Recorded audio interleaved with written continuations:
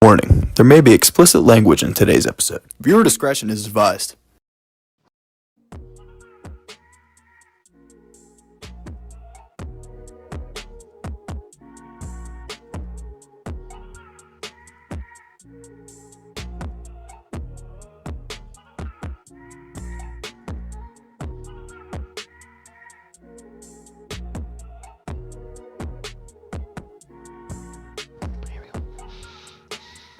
Raise the frickin' Jolly Roger. My bad.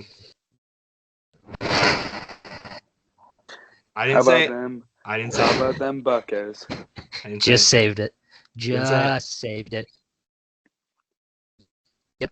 You already know you got the three Nicky G with the biggest go-ahead Buccos hit. fans in the world on this podcast right now. Yeah. You just got a full. Hey, let's just talk I'm about not the wearing a hat, Pirates but for I'm an wearing hour. Let's Sure. go. All right. We will, but we gotta go through some things first. Because there was a trade request in the NFL last week, and that was Mr. Brandon Aiyuk. Everybody. Here's the thing: everybody saw this coming from a mile away. It was just a matter of when he was going to request the trade. Of course, he has the troubles with his contract and everything. So, situation, and let's be real, he's gonna be a Steeler. Come on. Come on. I mean, you think, like, I think what I like about him being a Steeler is he makes our offense what's already posed to be a lethal offense anyways into something that could be the beast of the AFC. You know what I mean? And you have a young quarterback waiting to get his reps. He's sitting on the bench waiting to get his shot. And Russell Wilson will inevitably screw this up. Let's be honest. You know what I mean? So we're gonna see if Justin Fields can figure out how to be a dominant quarterback again. We're gonna see what turns out to be. I mean, I'm not talking NFL. And for all the haters that commented on what I said last time about legendary player, whatever. Listen. Yeah. People were talking about how Bryce. I think you're right. I think I told you this already. Yeah, there's some people that did not agree with saying Alex Sarr was a generational player. I'm gonna keep saying hot takes, and you guys can just shut the hell up about it. All right. Don't you love the TikTok warriors, man? I love them. It's me Dude, versus all the haters. Bryce has dealt with them. I mean, I have to deal with them 24/7, but Bryce. You're practically our go-to guy at this point. So you honestly are close to getting the equal amount of hate on social media as we do. I don't understand it. Like this is fun. It's supposed to you're supposed to watch it. If you disagree, that's all right. That's sports. That's everything. Politics, school, everything. You disagree on everything. Just because you say your opinion doesn't make it more valid than what I said. Nothing changes. To add on to that, there are different ways to say the things than just be a troll about it. You know what I'm saying? Like you can have an educated conversation without just trolling somebody. Yeah. Well, you also got to keep in mind we're talking to 10-year-olds that still sweat on Fortnite every single day for 12 hours a day. You used to be that 10-year-old. When it was good. After that, you were like 15. Let's be honest. I played for season 1 through 8, and then I started to get bored, and then that. And now we played the show in NCAA football. So yeah, the show was fun. But you know what I mean. Just don't comment. Like it. Keep going. Touch grass. Touch grass. I don't know. Well, we're still recording. He said to keep going. I'm going to guess he wanted to see what we thought about Brandon Aiyuk. And I'm going to guess that there was probably some question that went along with it. So I'll ask you a question about it. Do you think he gets traded or do you think he stays? I think neither side of that trade right now is happy. And the interesting question you have to ask is, do we have to give up George Pickens to go get him? You probably have to give up George Pickens and a draft pick because of how he is. Him and Debo are 1A and 1B. Mikey, what do you think? You think we have to give up George Pickens to get Brandon Aiyuk? Well, I don't know Ickes because my internet came. Hell no. I would not give up Pickens for Brandon Aiyuk. Hell no. George I'd be- Pickens. Do you think the Niners are going to ask for George Pickens? Now that Deontay Johnson is gone, is your wide receiver one? I Maybe. Who's a better here's- wide receiver, though? That's the but- question you have to ask. here's how I see it. I thought you meant. I see it as this, okay? The 49ers have made it to the Super Bowl. Like, they have all the pieces that they need. They just need to get over that hump and win the game. If you're still trying to compete, why would you get rid of Aiyuk? You know what I mean? Like, you have all the pieces. You have Christian McCaffrey. You have Mr. Irrelevant that's turned out to be very irrelevant. You have one of the best tight ends in the league, a very explosive wide receiver that can run the ball too. Defense is always top 10. Like, you have all the pieces to get to where you need to be. What are you going to gain for giving up Aiyuk and, say, getting another mid-tier wide receiver? Because Aiyuk's proven to everybody that when Debo's not in there, he can carry the workload. Like, he still would go out there. He can't run the ball like Debo because that's just how Debo is. But he's still, like, a step up from some of the other wide receivers. Like, I don't think that they trade him personally. I think they sign him to a 1-year decent sized contract and see what happens. Because let's face it, Debo's not getting any younger. He's not that old to begin with, but he's not getting younger. Kittle's not getting younger. Neither is McCaffrey, who takes so many hits in the NFL. Like, I think I don't see I it. think the question we're missing is what pieces on that team are they missing? Because, like, a lot of teams you can look at and you can point out individual problems. Like, for me, when you look at a team, like let's look at the Bears, for instance. The Bears will be the Bears, whatever. But the problem is that they have zero offensive line to protect their quarterbacks. Mm-hmm. And I think you look at a team like the 49ers and go, what is their weakness? Because I personally can't find any. I would say that their biggest weakness, now this is a stretch and this is just my opinion. I would say it's probably their cornerbacks if my assumption. Because they get into those high scoring games not all the time, but a decent amount. You know what I mean? Like, because the linebackers are good, Fred Warner's good, defensive line's got Bosa, like, and they have Chase Young now. Exactly. Like, I think it's got to be secondary. My issue with and I agree with that. In most times, they play in shootouts, and I like that pace of football. I'd rather see a bunch of shootouts, and But what about the Super Bowl? On the biggest stage, their cornerback stepped up. Yeah. Well, Like, they kept one of the most gunslinger quarterbacks to ever play the game of football, held him to what, 14, 13? Yeah. Until it came down to crunch time. I mean, and you put a quarterback like Patrick Mahomes in there with experience, you're going to give him the opportunity. He's just going to find a way to beat you. And that's just like how many times did Big Ben go into games and find a way to beat you, even at old age? Like, that's what all of the greats do. They find a way to win. Mm-hmm. Look, I think even if Patrick Mahomes retires today, he's in the Hall of Fame. Oh, 100%. 100%. Like, 100%. and how many people do you see at his age that have done what he's done?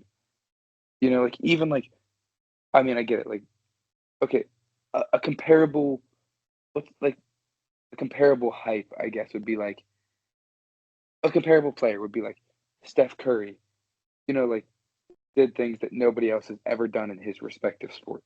He changed the game of basketball. Don't say Caitlin Clark changed the game of basketball, or you'll get fried in the TikTok comments. You know what I'm saying? But they have changed. They have both changed the way their respective sports have been played. But Patrick Mahomes, you weren't saying Steph Curry was in the Hall of Fame after 6 years of starting time. I think that's more of a, not a dig on Steph, but more of a how impressive what Patrick Mahomes really has done is. Yeah, true. But you guys can still hear me, right? Yeah, you're good. You're actually clear now. Oh, finally! Like, did I miss any swear words while I was gone Mm-mm. that I need to know? Whenever you left, I asked Ickes a question on what we thought that the 49ers would have to do, like what the trade would have to be to give up Brandon Aiyuk. Okay. But yeah, we gotta move on. So I'm gonna say these three headlines. I know this last one we might talk about it for a little bit, but I just wanted to get them out of the way, and then we'll move on to overreactions. I got 4 overreaction statements and questions about the Pirates, and the only answer we give is yes or no. But we're gonna start off with this. Evan Mobley did sign his extension with the Cleveland Cavaliers. Ickes, you look excited. You want to take this one? I just think that is such a smart move for the Cavs. Like, I mean, he has proved year after year that he is just a crucial part of that team. And you look at every team and you go, every team has a certified star. Donovan Mitchell is their star. But every good movie has to have side cast. You know what I mean? He's like the Robin to Donovan Mitchell's Batman. You know what I mean? Like, and he has no problem taking a backseat. He just wants to play ball. He stays out of trouble, and he's never in the headlines. He just loves to play the game of basketball, and I think that's an awesome move for the Cavs. Right. This extension, of course, is 5 years, $224 million. So good deal for Mr. Mobley. Next, the Pitt Panthers. Yes, I know they still did not make the tournament. Ha ha ha ha. But they have extended. They didn't. Yeah, whatever. They have extended Jeff Capel through 2030. Now, 2030? Yeah, 2030. Ooh. Lock him down. Well, hold on. I understand being hesitant of this, but boys, I lived through the Kevin Stallings era. Compared to that, Jeff Capel's like the greatest coach I've ever seen. Mikey, I lived through the Jawan Howard era. Brother, you mean the goat? I'm gonna send a prayer to you. What'd you say? I said the goat. It's your goat Howard. He says sarcastically. Good Lord. But yes, so Capel is extended through 2030. I don't mind that. I think Pitt needs to get out of the ACC, though.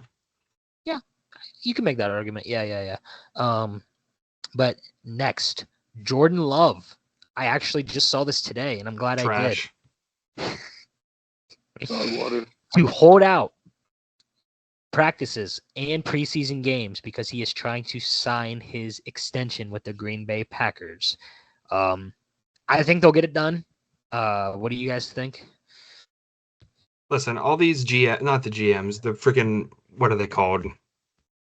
The players, guys that they talk. The agents. Yes, the agents. All these guys have these agents to try to get them the most and best money. Like, I didn't realize that JJ's agent was the same guy that was Zach Wilson's agent. Remember when Zach Wilson held out for however long that was to get this crazy contract? It's the same agent. Like, these agents are trying to find ways to get these guys all the money because that's how you're going to get people to pick you as their agent so you can make more money. They're going to reach a deal. Green Bay can't let him go, even though I really could give less of a crap about NFL for the most part. They're not going to let him go. After last year where he took him to, they can't let him go. Here's an interesting argument for how I feel it. And, I understand the longevity's not there like it is with baseball. But the one thing I like about baseball is arbitration. Because it takes a little bit of that player selfishness out of the picture and really determines what they're worth. Mm-hmm. And there's some kind of statistic based on how much they're going to get paid. And I think a lot of these players think that they should make this money, but Jordan Love does not deserve Jalen Hurts or Patrick Mahomes' money. It's just somebody spew some hate at me in the comments. He doesn't deserve that money. I'd agree with you. I'd say he You deserves definitely he get deserves a some- top 10 quarterback's paycheck for sure. I'd even go as far as top 8. But Yeah, but out he's not like Patrick Mahomes. exactly. He's not Josh Allen. Well, I'm just saying. I'm just. He's not. He's not. He has not had that sustained level of success for multiple years like those men have. when he wins a Super Bowl and all those other accolades, I think the conversation could be there. But right now it's Yeah. not. Yeah, you can make that argument. But I agree. so I changed my mind. I want to get more Pitt stuff out of the way first, and then we can just sort of spend the rest of the show talking about the Buccos. So I wanted to talk about some things about Pitt football, and I'll take care of this. And get this out of the way. So I was listening to a podcast, Panther Law, Chris Peak, great podcast. He was talking about quarterback play through the last 3 years of Pitt football. And I have, of course, not been shy given my criticisms of Pitt from last year. It is the worst Pitt season I've seen ever. I'm not even kidding. Like, it was bad. Yeah. And starting with Phil Dracovic was dumb. Absolutely dumb. Now, I know Christian Veyer was not any better, but they would have won more games if he would have started the year. Maybe, and I mean more games by like a few more games, if that makes sense. And honestly, if you would have had better quarterback play, I think Pitt could have had a bowl game last year, but they didn't. It was a very, very letdown year considering what happened the last 2 years. And I know they're in the ACC. And I got a thing I want to say here in a little bit. But if you look at 2022, when Keenan Slovis was in at quarterback, and Keenan freaking Slovis. God. It was disappointing. But if you look at the end of the year, though, they ended on a good note. They made it to a bowl game. They won their bowl game. There you go. Now, back to the argument if Veyer last year would have started the year at quarterback. I think he would have won. Bryce, do you think maybe it's safe to say Pitt possibly would have won 4 or 5 games if Veyer started the year? They would have beat West Virginia because screw them. Wink. Yeah. Hey, You forgot there, buddy. I don't care. Listen, I think that anytime when you get in a situation where your quarterback isn't as good as you expect them to be, it's never good. Every school's lived it. Ohio State last year, Kyle McCord did a great job for them, but he didn't have them to the standards that they wanted. Same with Pitt. It goes the same way. Like they had Kenny Pickett who killed it. So now you start to get kind of used to that like playability, Yeah. and then you drop to Keaton Slovis who showed some possible streaks of talent. Yeah. And then you drop off to this. Who would you say it was? Vayu or not? Yeah, if Vayu started, I don't know, probably because what's his face was atrocious, and that was obvious from the first game. God. Well, and I want to make this very clear, ladies and gentlemen. Making it very clear. Put him on. Don't say a word to put him on. Put him on. Put him on. Okay. Oh my God. I'm putting him on. God. I'm just gonna say this real quick. When we mention Kenny Pickett, we are talking about his college career. I'm done talking about the NFL. It's over. I'm just making that very clear. So, now I know I just said Veyer would have at least won 5 games. Now, here's the thing. I agree with you on that, yeah. What if Nate Yarnell started the year? I think they would have made a bowl game and they would have won at least 6 or 7 games. I think Yarnell's really underrated. Do you want me to be honest with you? Yeah. I mean, he was in the 2021 draft class listen, Pitt has clearly, and the gamble with Slovis was worth taking and it just didn't work. But let's be honest. they have not been able to find a quarterback since Kenny. They haven't. Well, I think Yarnell could be that guy. If you want me to be honest with you, I think he Same. could be the guy that kind of starts them on the right direction.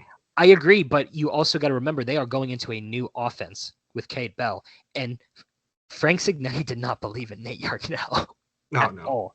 Obviously. At all. I have an interesting question, and it's more like this is more of a you question, Mikey. Yeah, what's up? But like, you know how like in recruiting for colleges, right? You know, like Kenny, graduated 3 years ago from Pitt? 21, yeah. Okay, so think about this. The guy that would have been, because, I think Pitt has a pretty long history of the quarterbacks just sticking it out till 4 years. Yeah. You know what I mean? And I would say that's like, if you're the quarterback graduating from our high school class, right, 21, or the year before, it's 2020, so like a couple of our buddies' ages, you cannot tell me you want to go to Pitt and sit your entire freshman year behind Kenny Pickett. So you lose recruiting there, and if you keep continuing this cycle, right, doesn't that hurt you? Of this 4-year quarterback, like, what does that do for you? It comes back to culture, you know what I mean? Like, JJ, I'll use Michigan as an example because it's the only example that I know, like, back of my hand. Cade McNamara came in and was the guy after Joe Milton was obviously a flop, who then went to Tennessee and did decent for himself. JJ came in as a 5-star and had the mindset that he was going to either beat out Cade McNamara or sit behind him. After Cade McNamara took them to the Big Ten championship and won it that season, JJ didn't transfer. He came back to try to beat him for that spot because that's where he wanted to be. Eventually, he beat him out for a spot and took over his spot. Cade did get hurt later on in the season, but JJ beat him out at that point. So I think it comes back to your culture. Like, if you have a good culture around, like, staying to win games, you don't really have to worry that much. But if your culture is, I'm want to play and I'm going to play, and if I don't, I'm done, then unfortunately you're not going to be able to get what you really want out of your players. All right, am I back? Yeah, you're cool. Okay. What I was going to say before, internet again, I get what you're saying, Nikus, but here's the thing. Yarnell is a very loyal guy. It's shown. And let's be real, with the Pitt situation in 2021, he was not going to play over Kenny Pickett. No, and nor should he have. I'm not saying that. I'm just saying, right.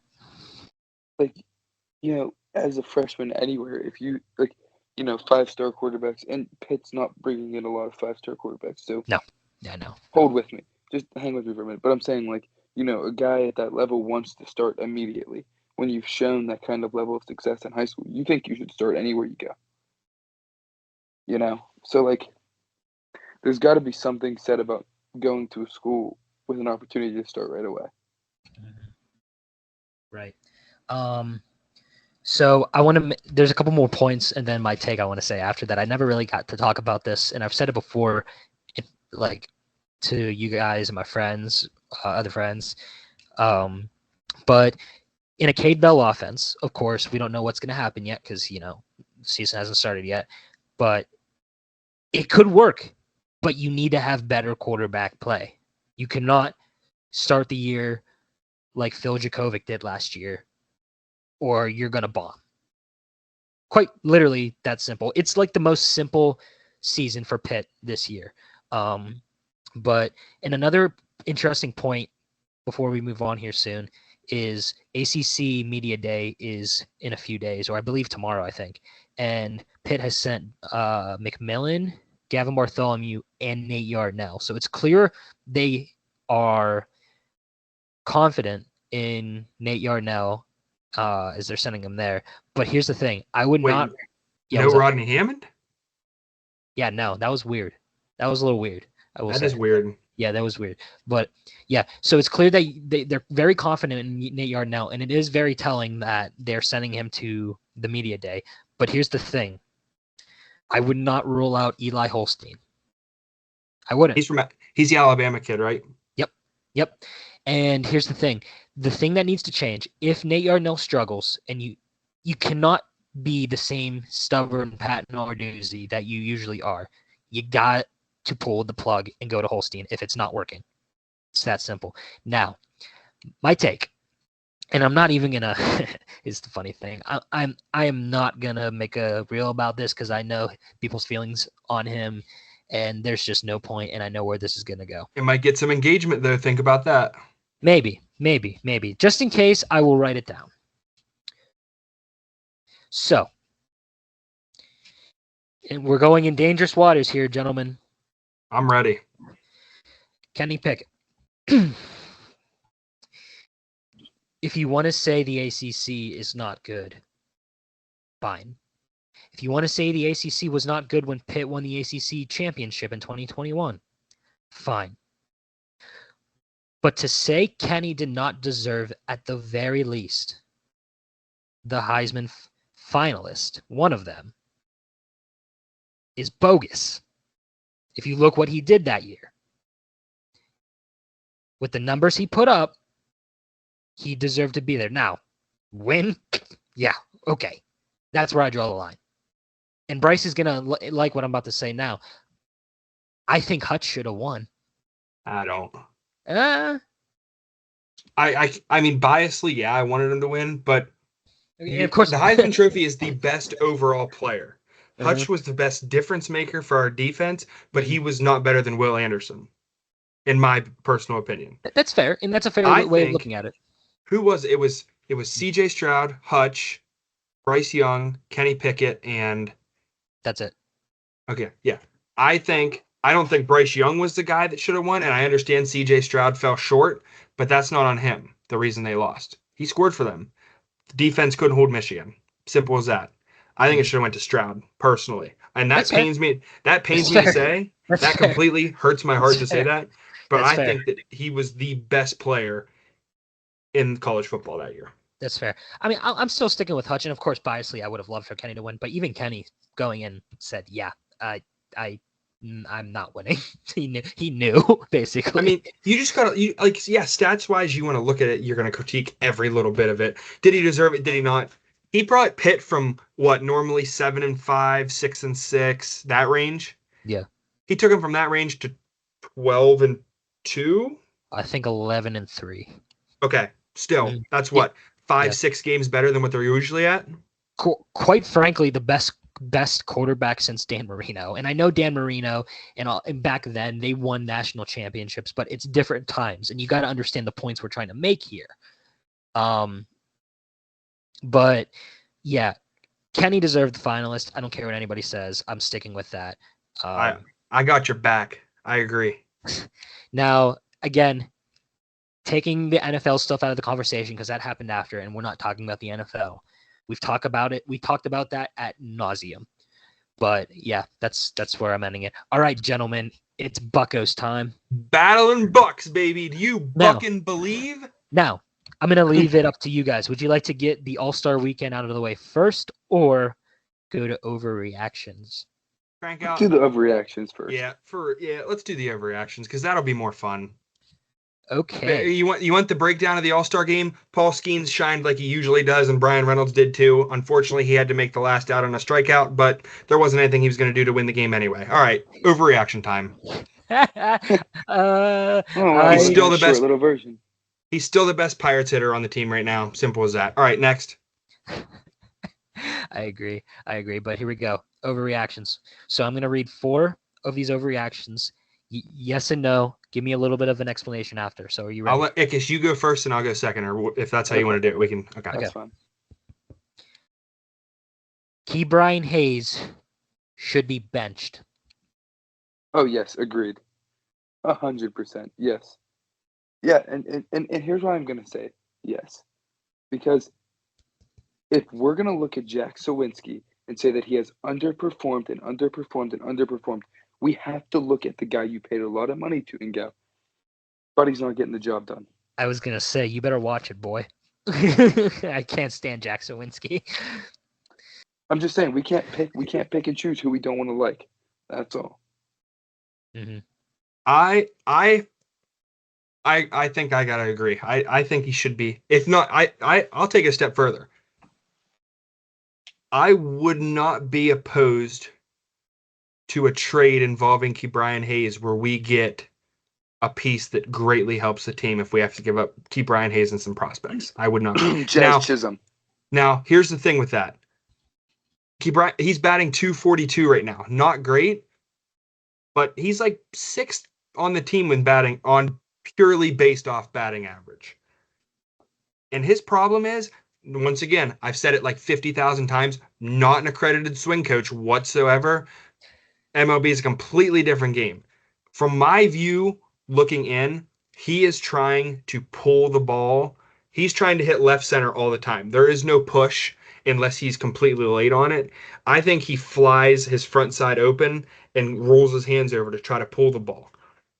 You can't be a one side hitter in the MLB and expect to shine. You know what I mean? Like, you got to be able, if that ball's outside, you got to be able to take it to right field and drive it in. I think he needs a swing change if he's going to stay, if not get benched. The offseason needs to be a swing change. I think he's making up for lost time, or attempting to make up for lost time with injuries. I think he's putting too much pressure on himself to make up for numbers that should have helped the team while he was hurt. Let's be honest. Let's be completely honest here. Jared Triolo is a Gold Glover in the minor leagues. Ke'Bryan Hayes, Jared Triolo. It's quite literally that close, honestly, at this point. Like, it's close. I think Ke'Bryan Hayes probably hits for more power than Triolo, but Triolo is going to get you gap to gap. And like Alex Harp said last week or whatever week that was, when Ke'Bryan Hayes hits the ball, we were talking about that. His ball literally goes like this. It just glides in the air. A lot of his hits this year have been snagged because for whatever reason, it literally looks like his ball is a beach ball and it just floats in the air. I don't know if it's the way he attacks the ball and it's like that or what it is, but it's just his swing does not work for him, in my opinion. So I added two more to these overreactions. Yeah, for the Buccos. Battle Bucks. So next, Yes, Henry Davis is a bust. I can go first. Okay, go ahead. No, he's not. I think what you're mistaking for a bust is other dudes who have been called up around the same time as him have just done better.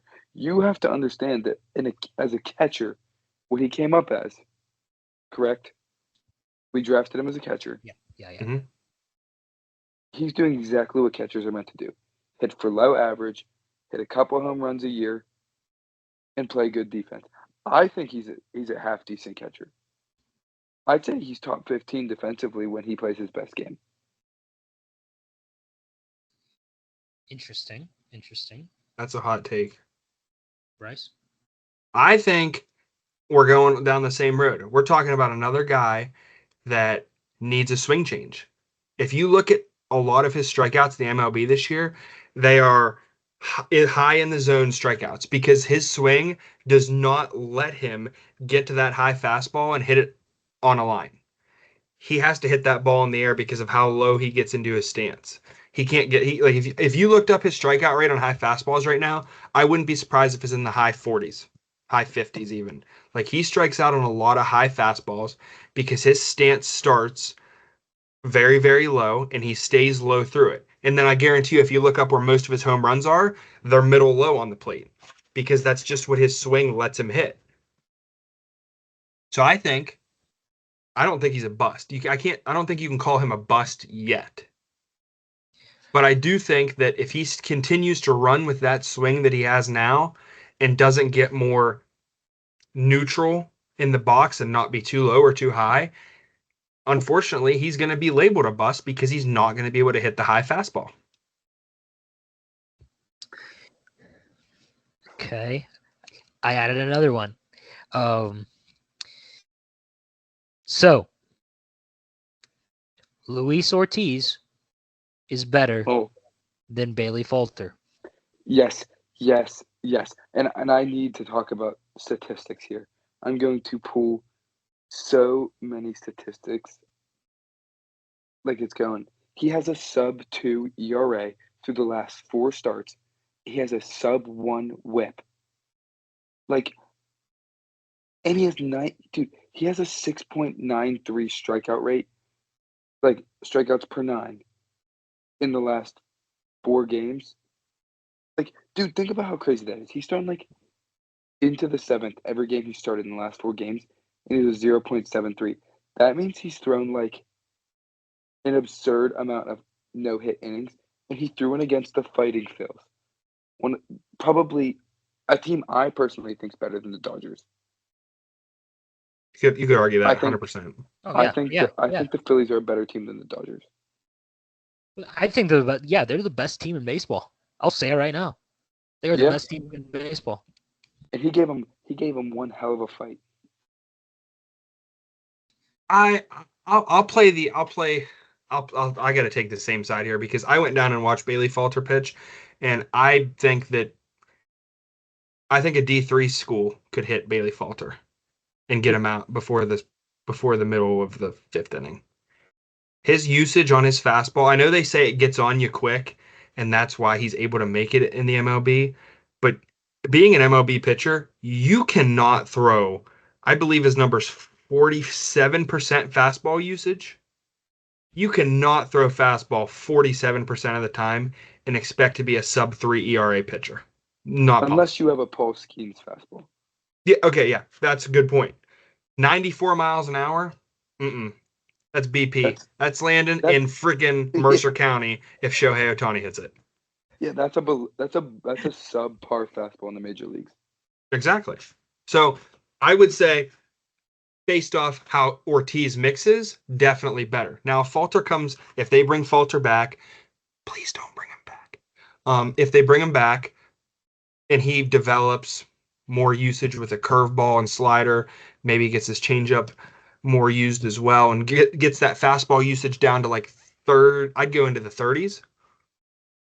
Maybe Falter is better than Ortiz, but right now it's not close. I think the thing that makes Ortiz so hard to deal with too is his weird arm angle. Mm-hmm. A lot of dudes come from 3/4, but he's almost coming from like a 1/3 arm slot, and he's very whippy for a grown man. He has a very whippy arm motion. He's got that noodle arm. I know somebody that has a noodle arm. Maggie. So I just want to make something clear. Looking at the standings, the Pirates are currently in a 4-way tie with the Mets, the Diamondbacks, and the Padres. So where are the Braves at? Because they're going to be out here soon. The Braves aren't making the playoffs this year. I don't know. They're cooked. They lost Acuna, and now Albies is out for 8 weeks. Matt Olson can't carry that team, and neither can Austin Riley. No. All right, we got to move on. And Strider's done this year too, didn't he? He had UCL. Tommy John. Yeah. Like, they've fallen apart. They might as well just pack it in this year. Be done. Go get a top draft pick and build to that already dominant team. All right, we gotta move on. We gotta move on. Next, no matter what happens at the end of this year, you trade David Bednar in the offseason. Yep.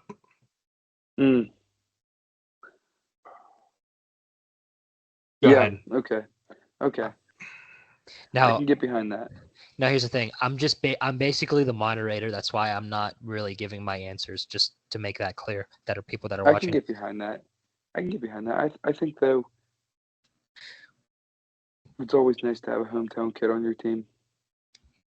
It's a cool story, but I think the stories run out. Yeah. Yeah, I think David Bednar is underperformed for the Pirates this year.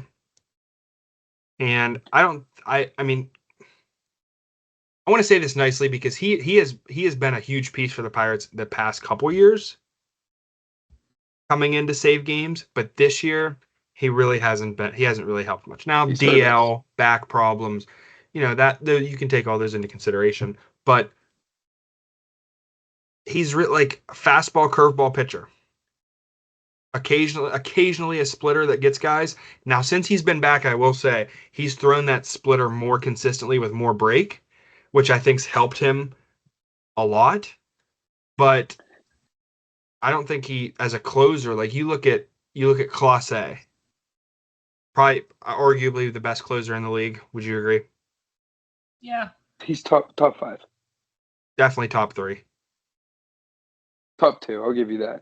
We'll narrow it down. Top 2. He's Is he, he what throws, I think's the best? he throws 102-mile-an-hour fastball, can snap a slider, and his changeup drops off the table. And he wins games for he wins games for them because that's just how he is. I think you got to trade Bednar and Aroldis Chapman while you're at it. Nope, I disagree. Chapman needs to stay. You got to keep one of them. You have to keep one of them. What? Because you have to keep one of them. You have to have an option at least. Until you find a certified closer waiting for you, you have to keep one. You got to call back Joel Hanahan. Hey, so I'm gonna end Mark that Melanson. Hey, I'm gonna end that one with a take.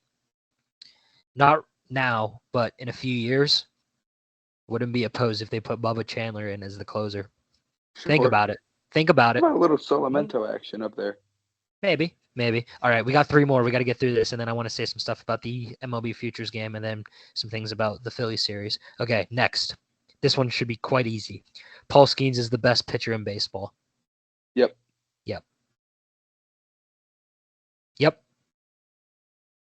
Bryce, blink twice if we're right. Oh! I think definitely an argument for one.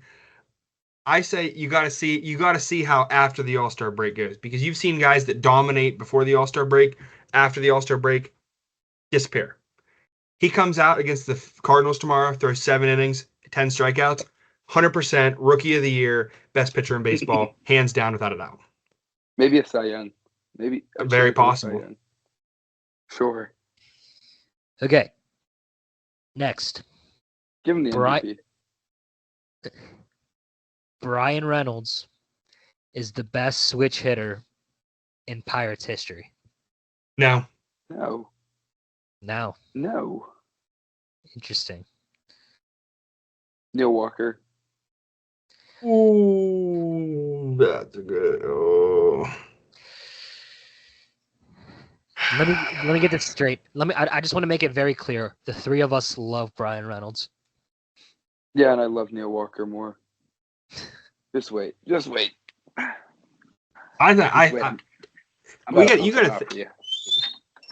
got to think way back. There's definitely been some Pirates hitters that have been switch hitters that fall under the radar that have been very. I can't think of any off my dome right now. Ah, there it is.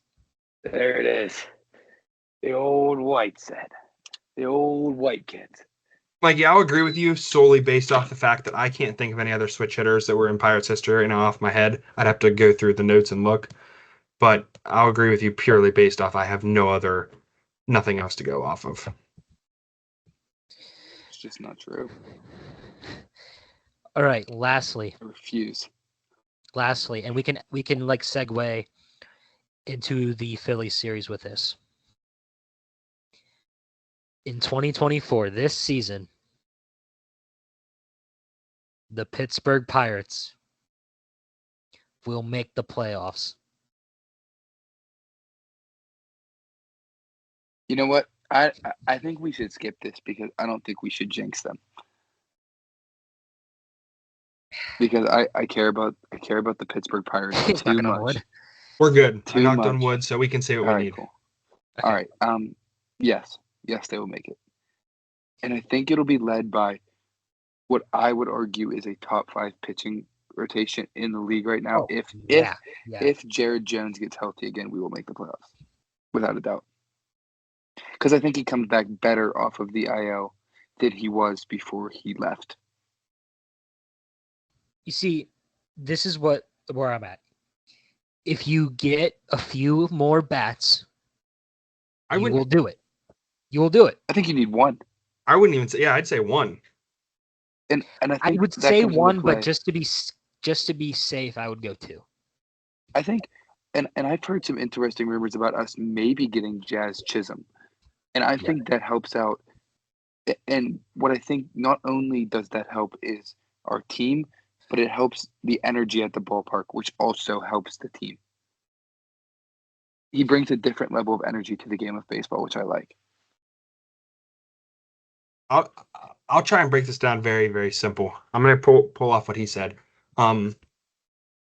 Jazz Chisholm brings a different aspect to the game for the Pirates. Absolutely. Since Josh Palacios has been called up, the Pirates are 9-2. Energy guy. That's what he is. I also think that if the Jared Jones gets healthy and takes over in the rotation again, you've got, with Ortiz pitching the way he is, you've got a four-headed monster. We'll say three-headed. Ortiz is kind of on the fringe. If you are able, the guy that said for almost the whole season now, he will play for the league minimum. You go out and get him in Trevor Bauer. Over. They just went from wild card to a World Series team with one signing in the pitching staff. You go get that one bat in Jazz Chisholm, it's over. You don't even have to worry then. Like the Pirates can compete for a World Series this year, sign Trevor Bauer, get Jared Jones healthy, and size Jazz Chisholm. I think it's funny, Mikey, because you and I have talked about what a dirty little boy Bob Nutting is for cheap players. Oh, he loves them. He salivates over them. He salivates over cheap players. And if you're telling me he doesn't want a dude that will sell tickets, he will sell tickets just so people can scream horrible things at him while he's pitching. Like, people still hate him even though he didn't do anything. Yeah. Like, he has been proven innocent. So why is he not getting his shot? Yeah. Listen, you're like currently right now, you were looking, the Pirates are in the wild card. If the season ended today, they'd have a play-in game. Like, Sure. Rowdy Tellez completely changed the outlook on the season with how he's hitting now. O'Neal Cruz is playing out of his mind right now. Brian Reynolds is going to Brian Reynolds. Nick Gonzalez. Mikey doesn't like when I say Nicky Go-Go. Those are four hitters right there that are killing it right now. You get Kutch to bat 250, get Brian Hayes to finally start pulling his weight. It doesn't matter what the other guys do. Yeah. Like, I'm going to say this loud and proud, and I don't care how many grease balls on TikTok tell me I'm wrong. If the Pirates go and get Jazz Chisholm and those guys keep hitting the way they are, there's no reason they can't make I'm going to say it, the divisional championship. Wow. Yeah. Mikey, I got another hot take for you real quick that I might need you to answer on. Giving me some good reels. Let me mark this down. Listen. Go ahead. Kutch is the greatest leadoff hitter in Pirates history. When Kutch hits leadoff, we win more games. That's just the truth. Kutch is the best player to ever bat leadoff for the Pittsburgh Pirates. Interesting. Interesting. Let's piggyback off that. Is he a Hall of Famer? Yeah. Yep. And here's why. In a history of a team that has seen nothing but dark, cloudy, rainy days, he has made history time and time again for that team. That has to mean something. He'll make the Pirates Hall of Fame. I don't think he'll make the MLB Hall of Fame, unfortunately. I think he does. He has 2,000 hits. Well, and he has a bunch of home runs. He hits for both. Bryce. Now, I do not think this is going to happen at all in these next 2 years, but we got to move on here soon. So I'm going to say this: if somehow, some way, the Pirates won a World Series, would McCutchen be in the Hall of Fame then? Depends on how much he contributes. True. All right. Okay. Another question, Mikey. Do you have your browser up real quick? Do we really trust me with my internet right now? Here, I can do it. Want somebody to I got it. How many hits is Andrew McCutchen at? He's in the 2000s. I think he's like 2,200 almost. Okay. I mean, what if Kutch gets close to 3,000? He gets close to 3,000, I say yes. He has 2,119. He has 311 home runs, 1,070 RBIs, 219 stolen bases. Hold on. We're still going. I just got to find it. Okay, never mind. That was the end. All right. Good ending. Wikipedia really screwed me. It made it look like he had way more than what he actually. Yeah, that's a real trustworthy site. Hey, It's Bryce. the first thing that popped up. Bryce, while you're at it, can you look up the Philly series for me? Yep.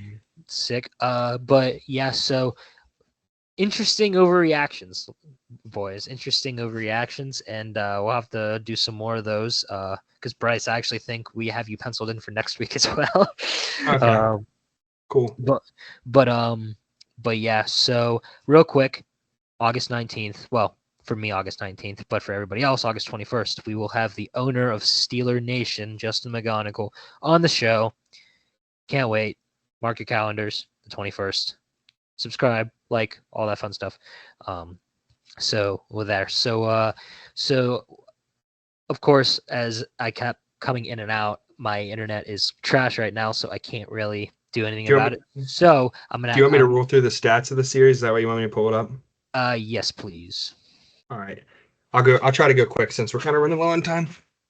All right, Friday, the Buccos won at 8-7.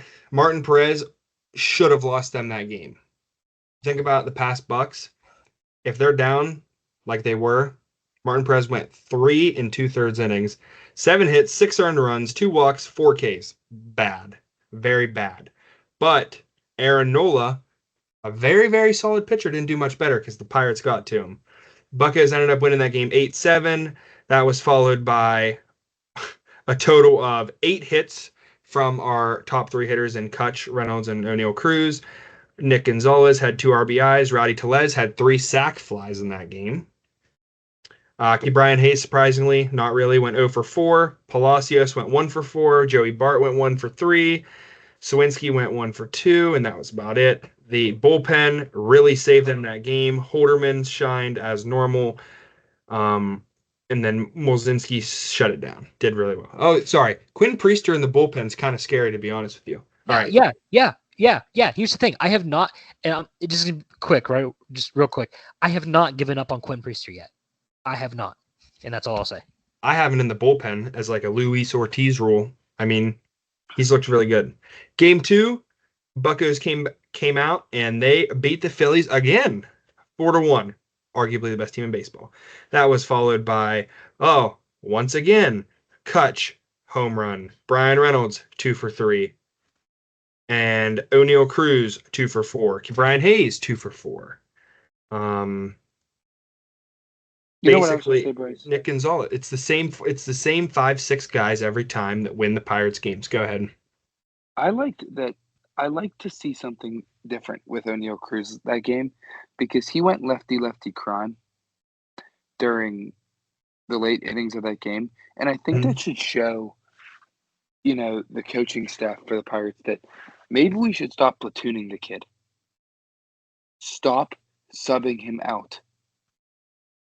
I agree. I hope that for some reason this stumbles across the For You page or whatever on YouTube, because I'm gonna say it.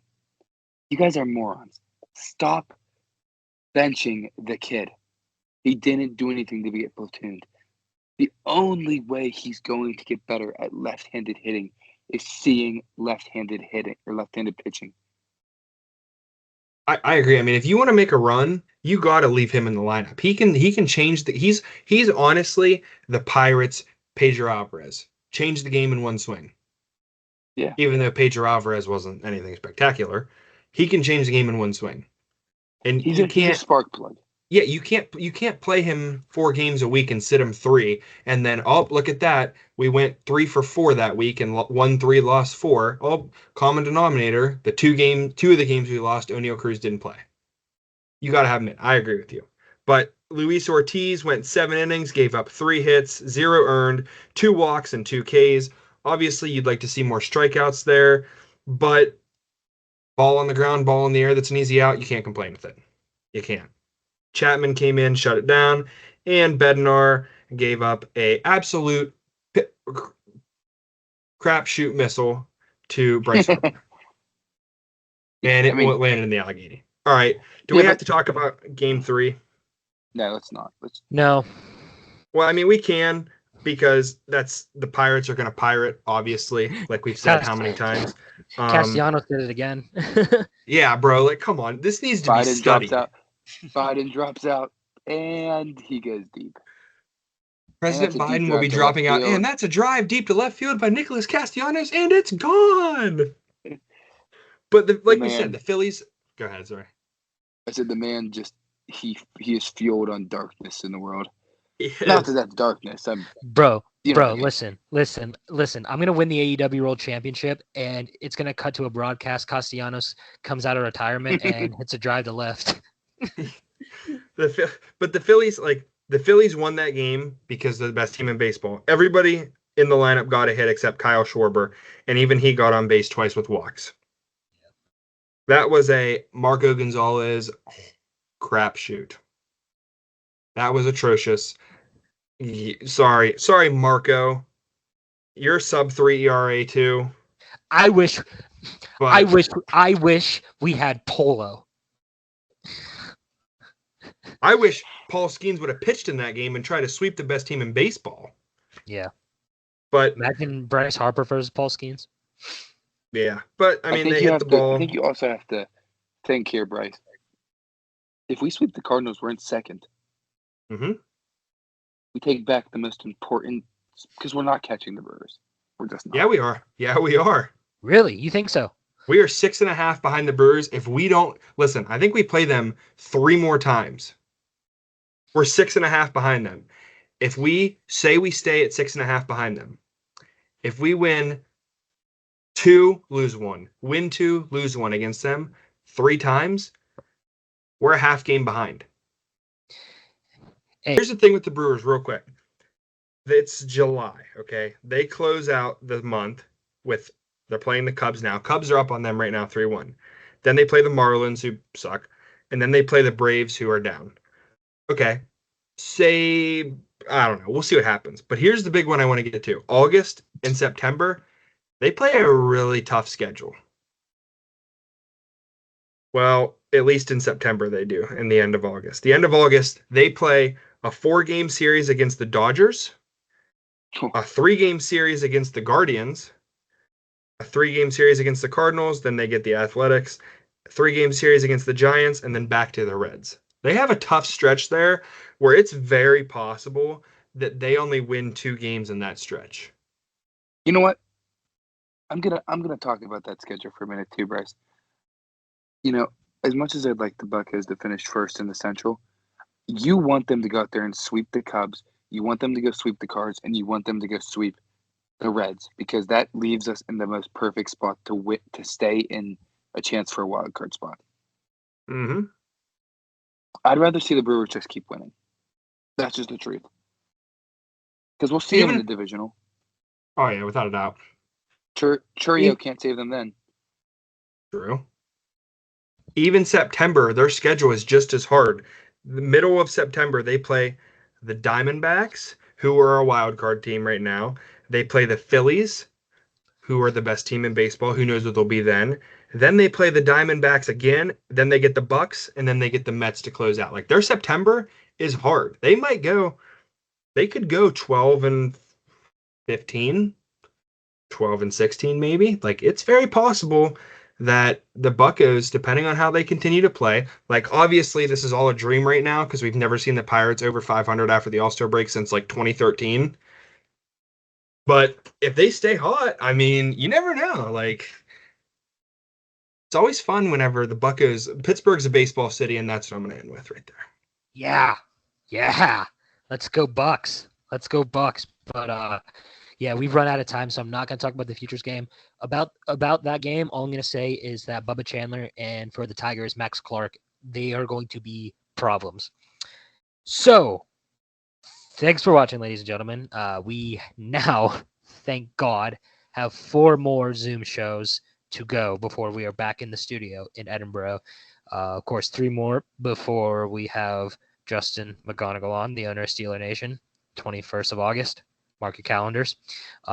So Bryce, of course, you do not see Alex. So would you like to do the paper toss? How about I do a Hard Rock Cafe bag toss? All right. That's unpaid sponsorship. Not sponsored. Not sponsored. I have to say sponsored. that we're not Don't sponsored. sue me, Hard Rock. I just bought a shirt this weekend. I would like to leave everybody with Ohio State still sucks. Good night, America.